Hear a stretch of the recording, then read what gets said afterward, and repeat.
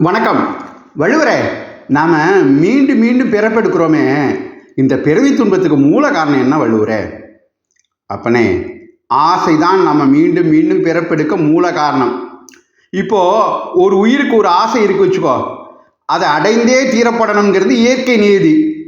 அதனால் ஒருவரோட ஆசை இந்த பிறவியில் நிறைவேறலைனாலும் அடுத்த பிறவியில் நிறைவேறும். இப்படி அடுக்கடுக்காக ஆசைகள் நமக்கு இருக்கிறதுனால அவை நிறைவேறும் வரை பிறவிகள் தொடர்ந்துக்கிட்டே இருக்கும்.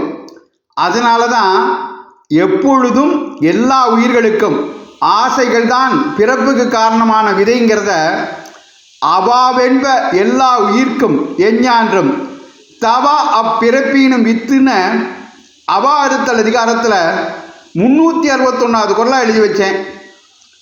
அற்புதம் வள்ளுவரே. அவாவென்ப எல்லா உயிர்க்கும் எஞ்ஞான்றும் தவா அப்பிறப்பினும் வித்து. ஆசைகள் தான் மீண்டும் மீண்டும் பிறப்பெடுக்க விதை.